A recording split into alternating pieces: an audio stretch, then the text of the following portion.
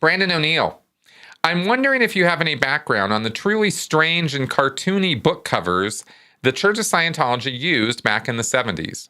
Surely Hubbard was involved in the design in some way, but if he was trying to present his ideas as a serious science, why go with such weird covers? Honestly, though, some of them are still preferable to the spooky and severe covers that the books have now. Hey, thanks for the question. I reached out to Jefferson Hawkins, an old friend of mine who was in Scientology and actually worked directly on the marketing and public relations lines of Scientology and designed and worked on exactly the kind of thing you're asking me about. So I asked him, and here's exactly what he said on this. He said there wasn't any reasoning behind these. They were supposedly implant pictures from the R6 bank, which is another term in Scientology for the reactive mind, which we've talked about any number of times here.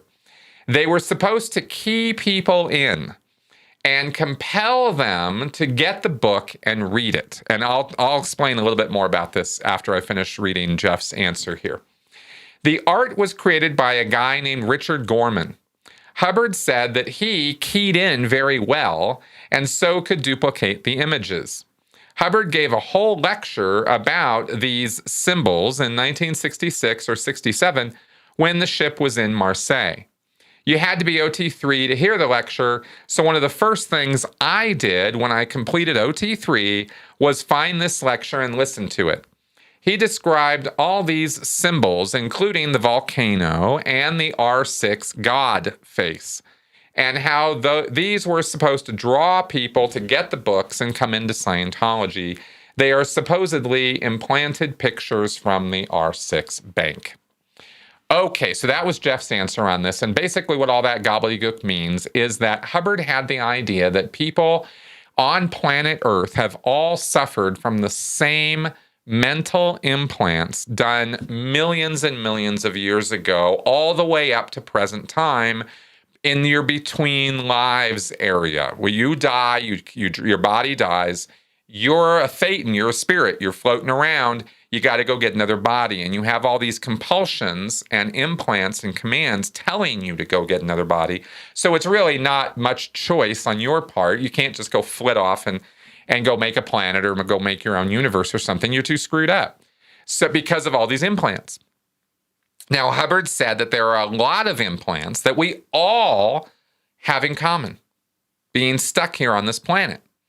And these symbols that Jeff refers to, this God face of this bearded man, or the volcanoes. The volcano is imagery right out of the OT3 Xenu narrative. And Hubbard said that volcanoes are extremely restimulative. They will key you in.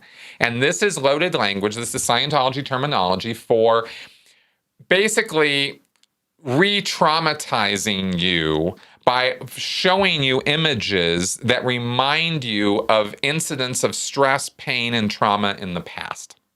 That's keying in or re-stimulating. That's what those words mean, is you'd had something really bad happen to you, very painful, truly in the past. Maybe you even died from it.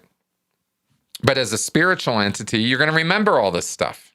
And so it can re-stimulate if you see things or re-perceive perceptions or experiences that approximate the earlier time. So that's where that's what all these symbols are supposedly about, and why the book covers look so weird is because they're supposed to re-stimulate you. And Hubbard thought that he would use these mechanisms of control in his own little twisted way to control people to come into Scientology and buy Scientology services because they'd be compelled to because of these symbols.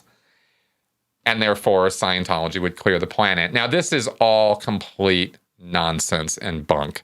And as you can tell from Scientology's lack of wild popularity, all of this stuff doesn't work in any way. But Hubbard thought it did, and that's how he ran his organization. And there you go.